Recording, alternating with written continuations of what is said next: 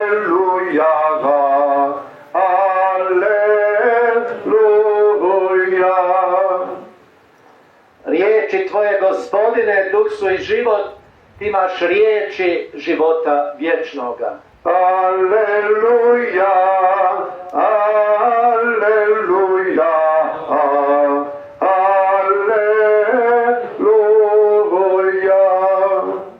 Gospodin s vama. Čitanje Svetog Evanđelja po Mateju. Slava tebi, Gospodine. U ono vrijeme reče Isus: slavim te, Oče, Gospodaru neba i zemlje, što si ovo sakrio od mudrih i umnih, a objavio malenima. Da, Oče, tako se tebi svidjelo. Sve je meni predao Otac moj i nitko ne pozna Sina doli Otac, niti tko pozna Oca doli Sin i onaj kome Sin hoće objaviti.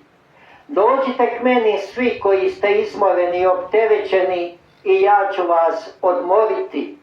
Uzmite jara moj na sebe, učite se od mene, jer sam krotka i ponizna srca i naći ćete spokoj dušama svojim. Uistinu, jaram je moj sladak i breme je moje lako. Riječ je Gospodnja. Slava tebi, Hriste. Smjestite se što možete ugodnije. Hvaljen Isus i Marija, ta je rič najstarija.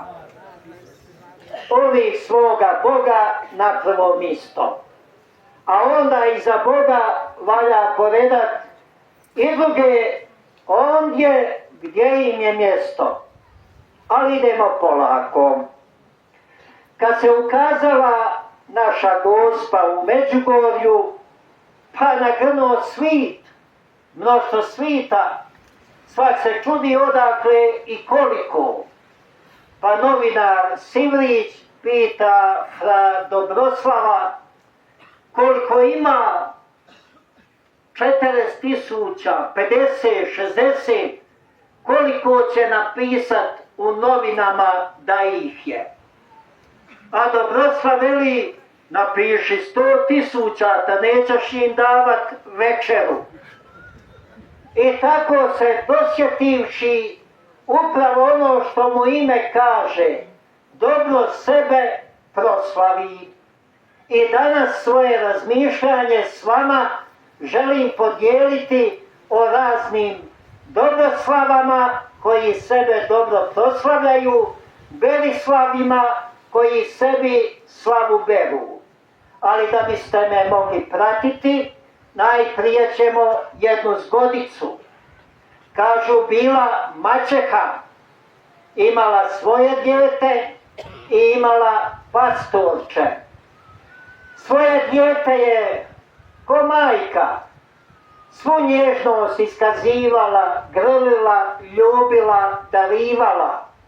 A pastorče, znate li što je ona uložina, kod nas se kaže, a na drugom mjestu ne znam kako, ona baja što uši ulazi. Svako juco svom malom pastorčetu ona bi 2 uložine u uši stavljala. A malo pastorče nakon maleno muca, zvalo je teta, kaže teta, dota je jedna. A ona zla veli, nisi dobro, pastorče, budi dobro, pa ću ti onda staviti jednu uš, jednu uložinu u tvoje uho. I sad zamislite, predstavlja se vani kao nježna majka, a ovdje vidimo prema pastorčetu kako se kuja odnosi. Pa sad vi odaberite, je li ona nježna majka ili je kučketina. To su vam ljudi koji slavu sebi beru, a ne Bogu svevišnjemu.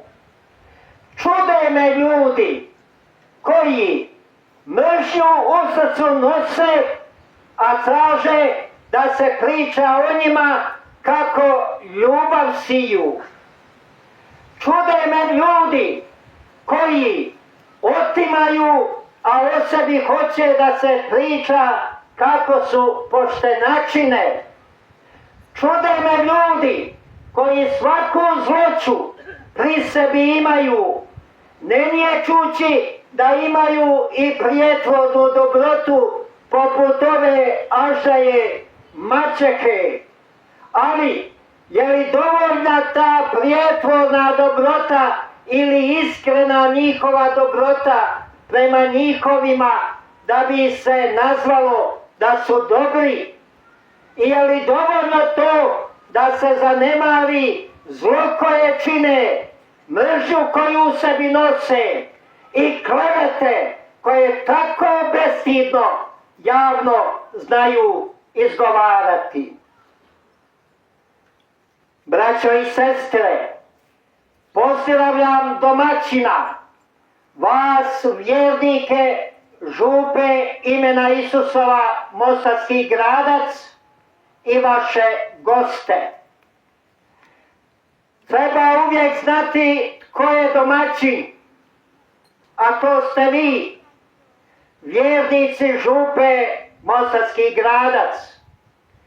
Koliko ste dobri najbolje oslikava činjenica koje prošle godine nadao se da ćemo doživjeti ono što smo u ovoj godini doživjeli, gdje gosti jesu primljeni tako srdačno. Rečeno im, ponašajte se u našem domu kao domaćini. Zaboraviše ko je domaćin. I sada oni kao gosti žele domaćina podjarmiti. Braćo i sestre, 99. došli ste po nas, svoje fratre, da budu s vama, jer su vam htjeli nametnuti nekoga drugoga. Odazvali smo se i tu smo s vama, noseći skupa. Šta skupa? Vi nimalo ne nosite kleveta koliko mi nosimo za vas. Nasrtaja nimalo koliko ih mi podnosimo za vas. Ali treba istinu reći, istinu čuti.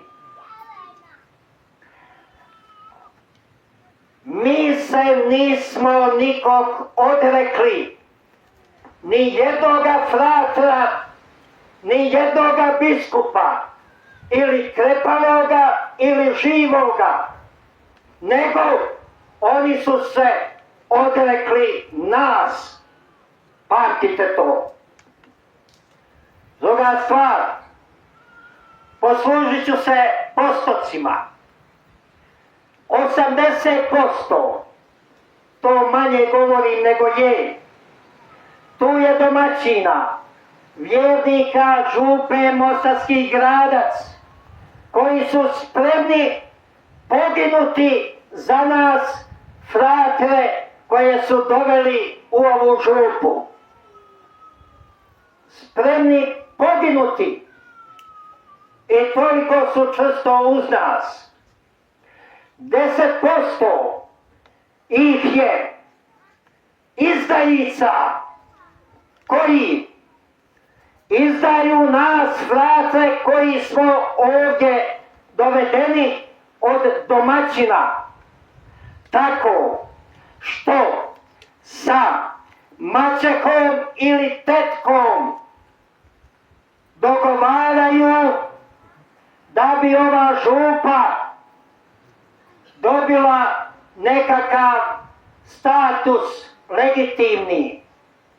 Od tih 10% izdajnika 5% ured oprašta im se izdaja ako ta izdaja učini da frata dođe, da ova župa ostane fratarska, jer smo zato i došli, zato smo i dovedeni, zato se i žrtvujemo, Zato svakom Bali iz Mostara ili odakle drugo dopuštamo da nas blati, da udara na nas.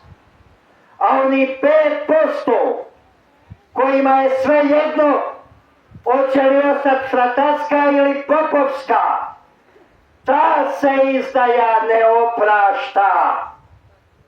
A manje od 10%, ali recimo neka je 10 ovih, kako ih ja nazvah, gostiju koji žele gazdama, domaćinima oduzeti domaćinstvo, pa će oni u tuđem rovariti i govoriti što će i kako će. Eto, braćo moja i sestre, ne znam jesam i dovoljno jasan bio. 80% to je manji postotak, više ih ima, koji su spremni i poginu za nas i s nama, koji vide i znaju da smo tu došli jer su nas oni pozvali, oni su domaćini i nama.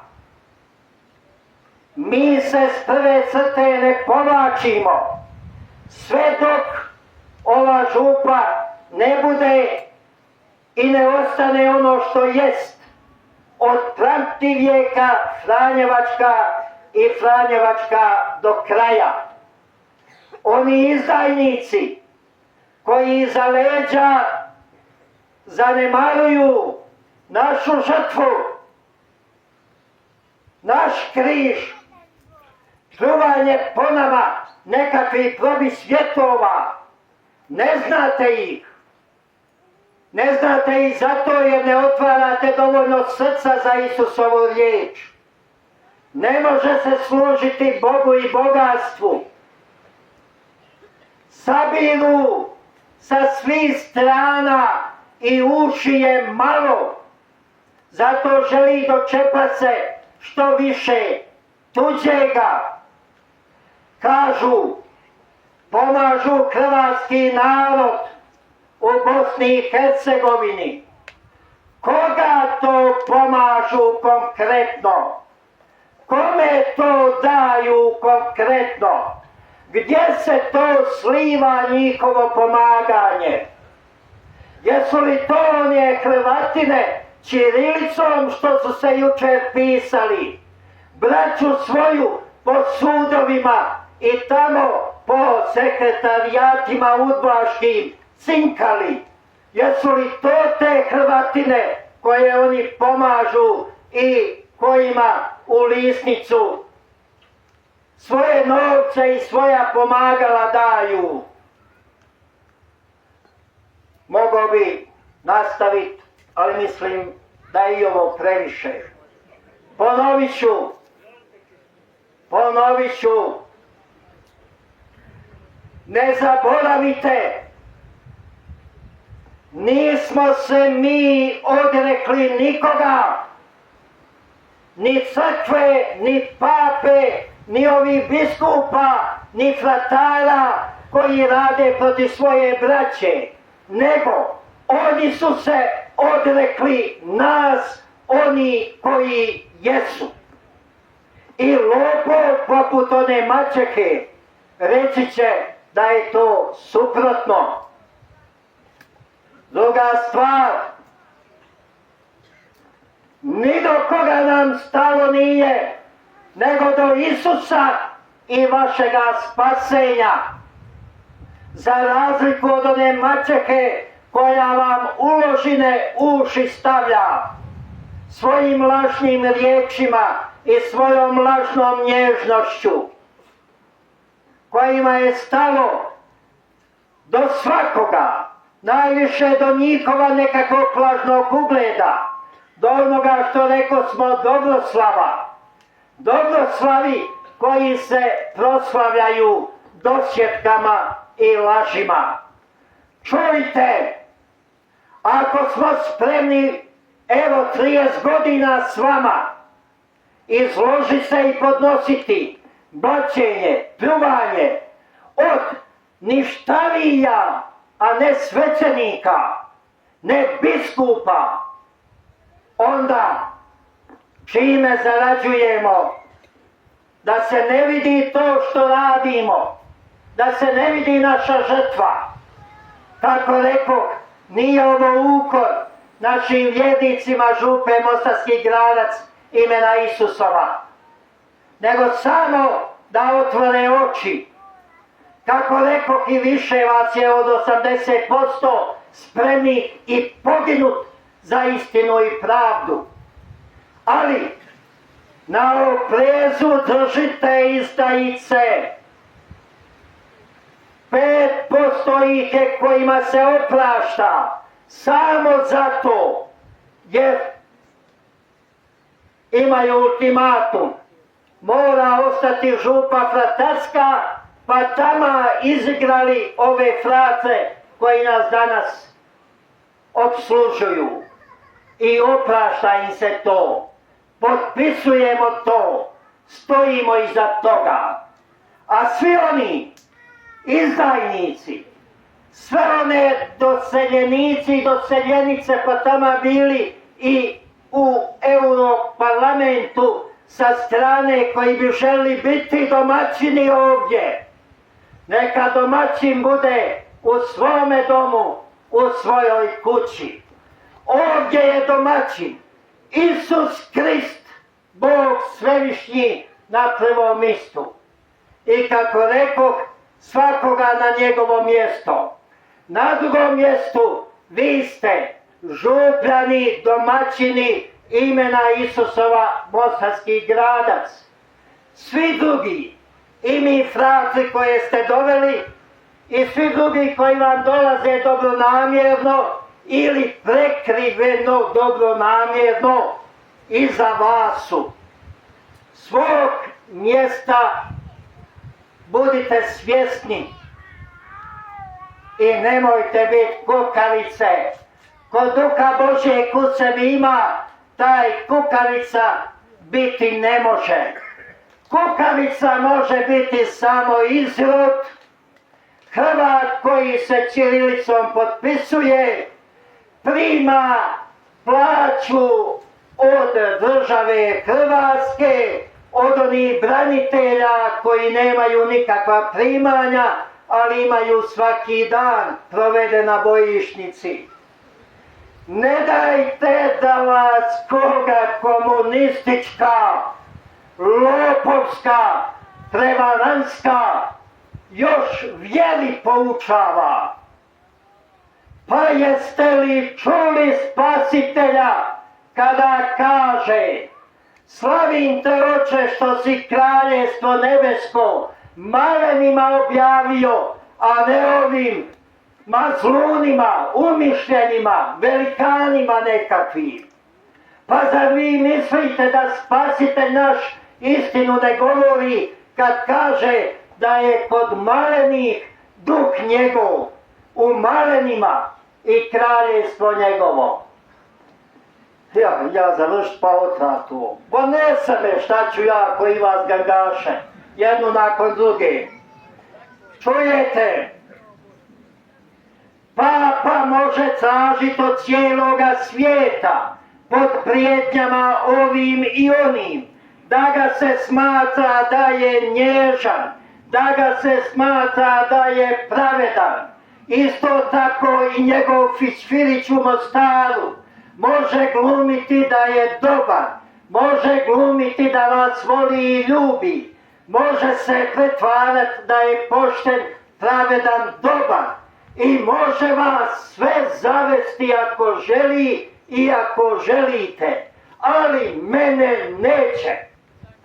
Nijedan od Vatikana do zadnjega niti je pravedan, niti je dobar, nježan najmanje. To im govori onaj koji je na vlastitoj koži iskusio njihovo licemjerje, njihovo pretvaranje. Kvasac kojim su ukvasani, a Spasitelj je rekao: čuvajte se fasa farizejskoga i čuvajte ga se Slava Bogu Svevišnjemu. Amen.